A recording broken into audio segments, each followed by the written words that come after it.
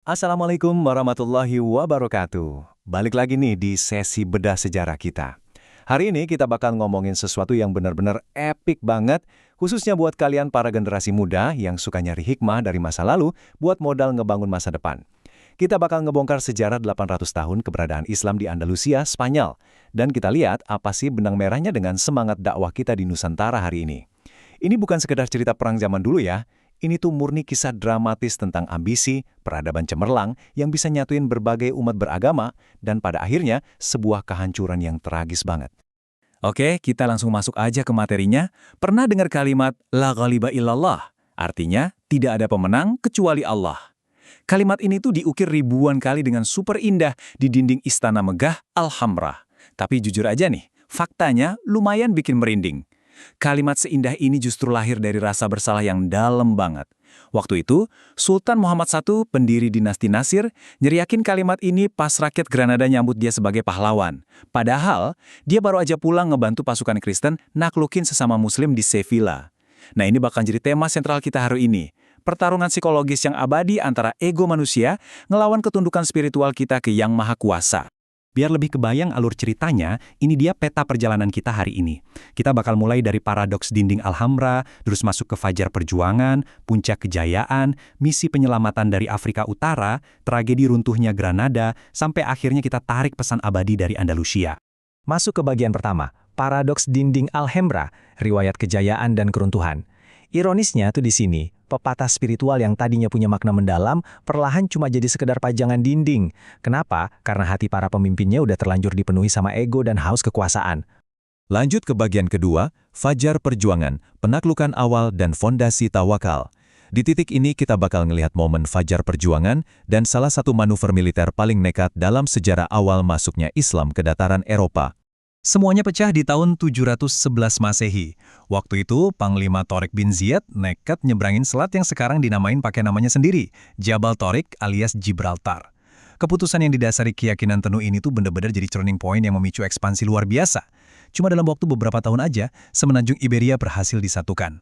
Perjuangan ini terus dilanjutin sama Abdurrahman Aiki di tahun 756, dan akhirnya nyampe di puncak keemasan pada abad ke-10.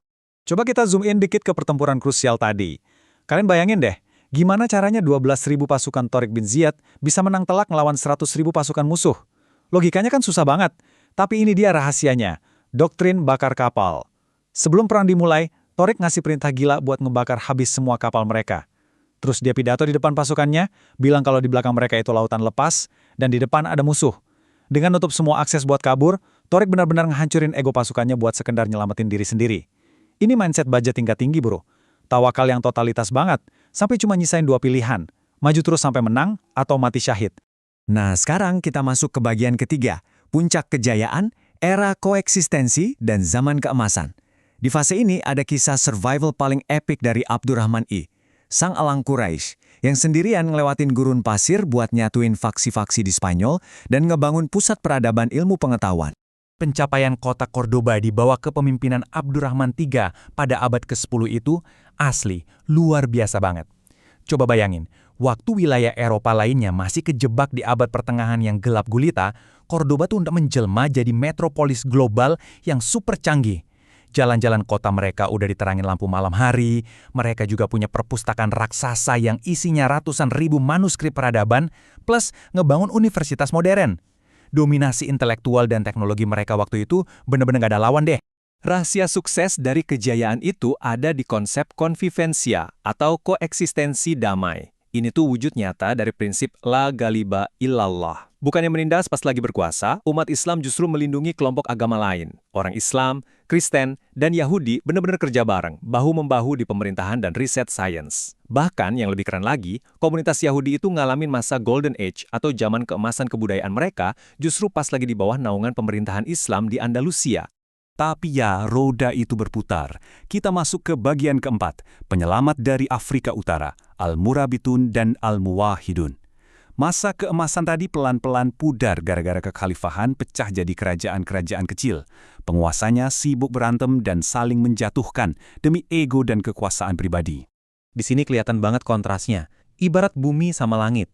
Di satu sisi kita ngelihat ego dan materialisme tingkat dewa dari raja-raja lokal atau yang disebut Raja Taifa. Mereka ini korup banget, bahkan rela bayar upeti ke kerajaan musuh demi ngamanin kursi tahta mereka sendiri. Terus di sisi lain, muncullah pahlawan dari Afrika Utara, Yusuf bin Tashfin. Yusuf ini orangnya sangat sederhana, hidupnya jauh dari kemewahan. Dengan nilai tawakalnya, dia berhasil meredam ego para penguasa korup tadi, ngehancurin musuh di pertempuran Sagrajas, dan nyatuin lagi daratan Andalusia di bawah satu komando spiritual yang kuat. Masuk ke bagian kelima, senja di Granada. Ketika ego melupakan la ghaliba illallah. Ini fase yang sedih sih. Pembusukan dari dalam akhirnya ngegrogotin peradaban ini sampai cuma nyisain satu benteng terakhir di wilayah selatan. Kalau mau jujur, kehancuran internal ini tuh dipicu sama drama keluarga kerajaan yang toksik abis. Sultan terakhirnya, Bo Abdil, gara-gara ambisi egois dan dihasut faksi istana, dia nekat ngeberontak ngelawan ayahnya sendiri. Padahal ayahnya lagi berjuang di garis depan peperangan. Nah, perpecahan ini langsung dimanfaatin habis-habisan sama Raja Ferdinand dan Ratu Isabella. Ujung-ujungnya gampang ditebak. Bo Abdil terisolasi, rakyatnya kelaparan karena dikepung, dan akhirnya dia nyerahin kunci kota Granada gitu aja tanpa perlawanan di tahun 1492. Nah, momen yang paling nyesek terjadi di sini. Waktu Bo Abdil terpaksa pergi ninggalin kerajaannya ke tempat pengasingan, dia sempat berhenti di atas bukit. Dia ngelihat istana Alhambra dari jauh, terus nangis sesenggung-senggungan nyesalin nasibnya. Terus ibunya, Aisyah Al-Hurra, ngasih roastingan historis yang pedasnya minta ampun. Ibunya bilang, menangislah seperti perempuan untuk mengistimewakan apa yang tidak bisa kamu pertahankan sebagai seorang laki-laki. Wah, itu majrep banget sih. Kalimat pedas ini benar-benar nyimpulin hilangnya mental tawakal gara-gara ambisi kekuasaan yang sempit. Terakhir, bagian ke-6, pesan abadi dari Andalusia, siklus dialektika kekuasaan. Jadi apa sebenarnya pelajaran terbesar dari jatuhnya salah satu peradaban paling maju di dunia ini? Kalau kita rangkum perjalanan 8 abad ini, polanya tuh jelas banget kelihatan. Pas fondasinya dibangun pakai tawakal total kayak zaman Tariq bin Ziyad, peradaban itu langsung melesat maju. Pas fokusnya adalah integrasi ilmu dan keadilan kayak eranya Abdurrahman III, masyarakat dari berbagai latar belakang bisa hidup makmur berdampingan. Terus pas lagi krisis, kesederhanaan dan fokus spiritual dari Yusuf bin Tashfin bisa jadi penyelamat. Tapi, begitu fokus pemimpinnya udah bergeser cuma mikirin ego, perebutan takhta kayak Bo Abdil, peradaban sebesar apapun pasti runtuh tak bersisa. Intinya, kekuatan sejati itu selalu berakar pada ketundukan kita secara spiritual. Sedangkan kehancuran itu cuma masalah waktu kalau ego manusia udah dibiarin ngebengkak. Sebagai penutup, saya punya satu pertanyaan yang mungkin bakal bikin kita sedikit overthinking nih. Andalusia itu jatuh bukan karena musuh ngehancurin tembok pertahanannya dari luar, tapi karena pemimpinnya lupa sama pesan yang mereka tulis sendiri di temboknya, bahwa La ghaliba illallah, gak ada pemenang selain Allah. Kalau sebuah imperium raksasa aja bisa hancur lebur dari dalam, murni cuma karena ego, mindset yang salah, dan ambisi buta, kira-kira apa yang lagi dihancurin sama ego kita sendiri hari ini? Pertanyaan ini penting banget buat kita renungin, apalagi buat kita-kita yang lagi berusaha nerusin estafet dakwah di bumi Nusantara ini. Jangan sampai ego individual kita malah merusak niat mulia buat ngebangun peradaban umat yang lebih baik. Oke deh, segitu dulu bedah sejarah kita kali ini. Tetap semangat menggali hikmah dari masa lalu ya. Wassalamualaikum warahmatullahi wabarakatuh.